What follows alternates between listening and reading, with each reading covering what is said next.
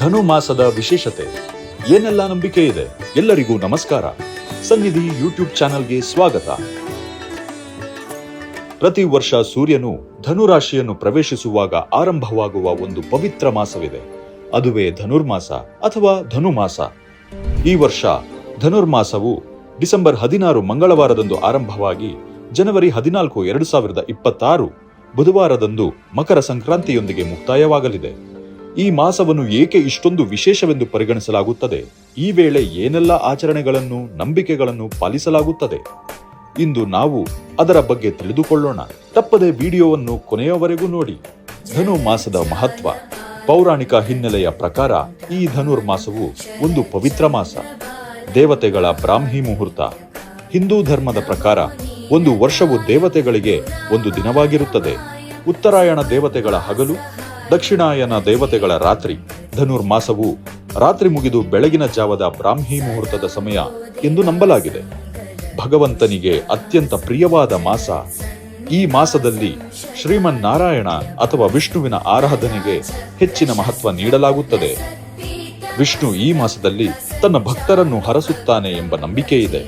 ಮತ್ತು ಇನ್ನೂ ಕೆಲವರಿಗೆ ಧನುರ್ಮಾಸವೆಂದರೆ ಅಶುಭ ಮಾಸವೆಂಬ ತಪ್ಪು ಕಲ್ಪನೆ ಇದೆ.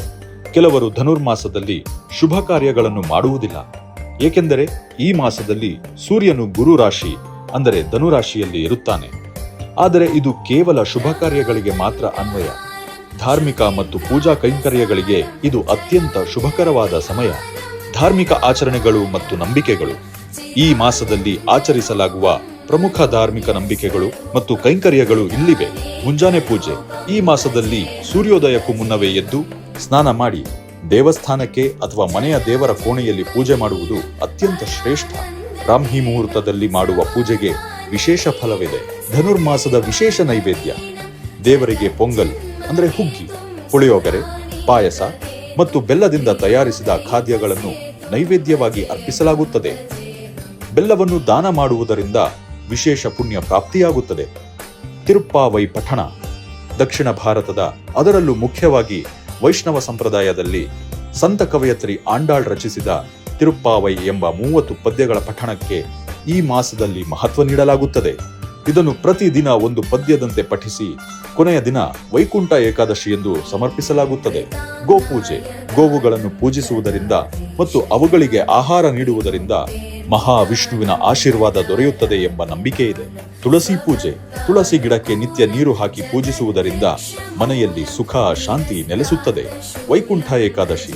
ಈ ಮಾಸದಲ್ಲಿ ಬರುವ ವೈಕುಂಠ ಏಕಾದಶಿ ಅತ್ಯಂತ ಪ್ರಮುಖವಾದ ದಿನ. ಈ ದಿನ ಉಪವಾಸವಿದ್ದು ವಿಷ್ಣುವನ್ನು ಪೂಜಿಸುವುದರಿಂದ ವೈಕುಂಠ ದ್ವಾರ ತೆರೆದು ಮೋಕ್ಷ ಪ್ರಾಪ್ತಿಯಾಗುತ್ತದೆ ಎಂಬ ನಂಬಿಕೆ ಇದೆ. ಈ ಮಾಸದಲ್ಲಿ ಏನು ಮಾಡಬೇಕು? ಧನುರ್ಮಾಸದಲ್ಲಿ ದೈಹಿಕ ಶುಚಿತ್ವದ ಜೊತೆಗೆ ಮಾನಸಿಕ ಶುದ್ಧೀಕರಣಕ್ಕೂ ಹೆಚ್ಚಿನ ಒತ್ತು ನೀಡಬೇಕು. ಜಪ, ತಪ.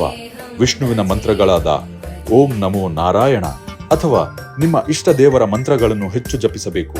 ಬಡವರಿಗೆ, ದೇವಸ್ಥಾನಗಳಿಗೆ ಆಹಾರ, ಬೆಚ್ಚಗಿನ ಬಟ್ಟೆ ಅಥವಾ ಅಗತ್ಯ ವಸ್ತುಗಳನ್ನು ದಾನ ಮಾಡುವುದು ಪುಣ್ಯಕರ. ದೇವಸ್ಥಾನದ ಕೈಂಕರ್ಯಗಳಲ್ಲಿ, ಸ್ವಚ್ಛತಾ ಕಾರ್ಯಗಳಲ್ಲಿ ಅಥವಾ ಇತರ ಸಾಮಾಜಿಕ ಸೇವಾ ಕಾರ್ಯಗಳಲ್ಲಿ ಭಾಗವಹಿಸಬೇಕು. ಸಮಯಕ್ಕೆ ಮಲಗಿ ಏಳುವುದು. ಶಿಸ್ತುಬದ್ಧ ಜೀವನವನ್ನು ಅಳವಡಿಸಿಕೊಂಡು ಬೇಗ ಮಲಗಿ ಮುಂಜಾನೆ ಬೇಗ ಏಳುವುದರಿಂದ ಧನುರ್ಮಾಸದ ಪವಿತ್ರ ಶಕ್ತಿಯನ್ನು ಪಡೆಯಬಹುದು. ಒಟ್ಟಾರೆಯಾಗಿ ಧನುರ್ಮಾಸವು ಭಗವಂತನ ಕೃಪೆಗೆ ಪಾತ್ರರಾಗಲು ಪ್ರಕೃತಿಯೇ ನಮಗೆ ನೀಡಿರುವ ಒಂದು ಸುಂದರವಾದ ಅವಕಾಶ. ಈ ಒಂದು ತಿಂಗಳು ನೀವು ಧರ್ಮದ ಹಾದಿಯಲ್ಲಿ ನಡೆದು ಶಾಂತಿ ಮತ್ತು ಸಮೃದ್ಧಿಯನ್ನು ನಿಮ್ಮ ಜೀವನದಲ್ಲಿ ತುಂಬಿಕೊಳ್ಳಬಹುದು. ಈ ಮಾಹಿತಿಯು ನಿಮಗೆ ಉಪಯುಕ್ತವಾಯಿತು ಎಂದು ಭಾವಿಸುತ್ತೇನೆ. ಈ ಕುರಿತು ನಿಮ್ಮ ಅನಿಸಿಕೆಗಳೇನು?